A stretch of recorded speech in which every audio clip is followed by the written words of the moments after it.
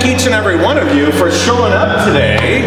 You supply the battery for what we're about to do today. We are going to have you throw out suggestions from time to time. Everybody, on the count of 3, shout out your favorite food. Ready? 1, 2, 3. Hello, gentlemen. As the resort director, just letting you know that the luau starts in 10 minutes. That's great. That's great. Well, look at all these signs and airplanes. Yes.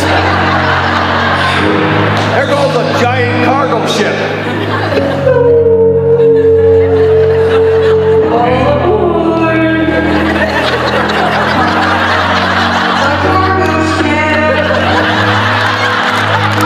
It's something new installed. My name's Jeff. I'm Jess. I'm Rick. Thank you so much, everybody.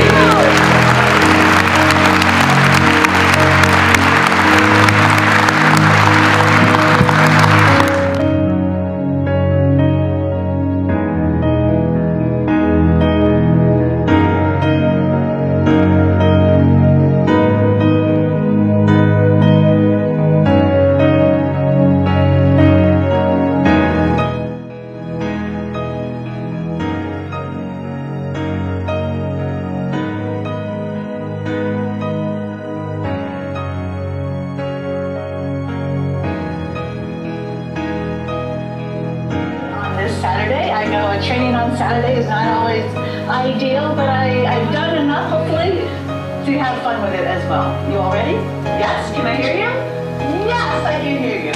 All right, so we're going to be talking about the language of trauma today. I'm going to bring in a little bit of the understanding of what COVID has done, not only just to our students, but all of us as well. Let's take this terminology of regulation and dysregulation. I want to put it on a spectrum. And so on the left-hand side, we have hyper-arousal. These are the students then that are dysregulated, but their behaviors are going to manifest in an outward expression. So these are the ones that are unable to focus. Now notice I said unable, and rather than won't. And again, these are the terminologies that I want to start honing in on. In fact, my keynote that I'm going to give on Thursday is all about the language of trauma, how we can really start tweaking how we see things and how we write reports up and how we hear the communication from our kids from a trauma lens. So instead of won't focus, we say unable to focus because the student's dysregulated. Just like when any of us are dysregulated, you can't focus. It's just that Billy is doing it chronically all the time.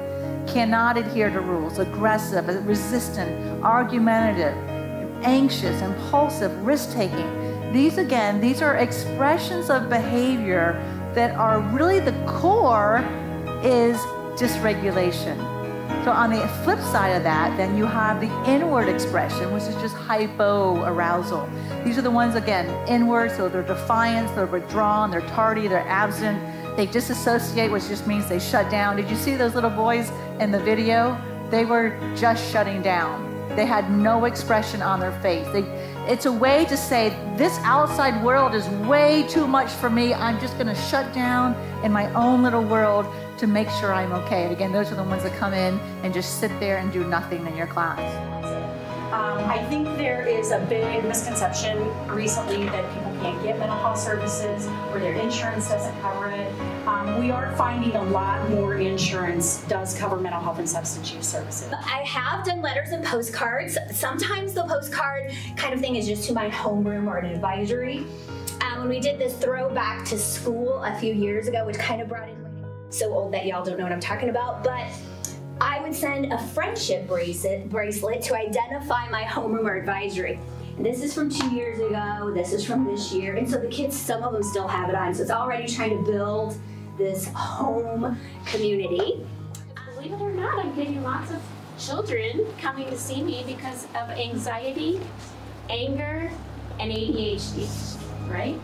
So it seems to be the common thing. So there are a couple of things I did want to show you.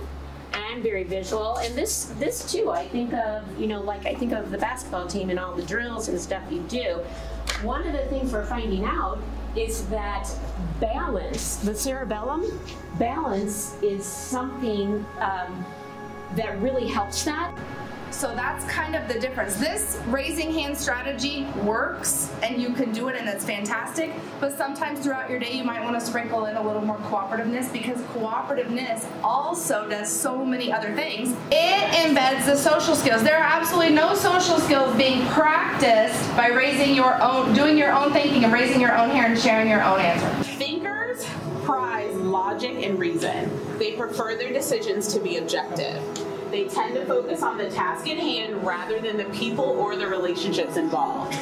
They value competence and they may be more competitive than cooperative. They usually feel that emotions and personal problems do not belong in the workplace. Feelers. Feelers value relationships, connection, and service to other people. They want to do work that reflects their values and lets them help to make the world a better.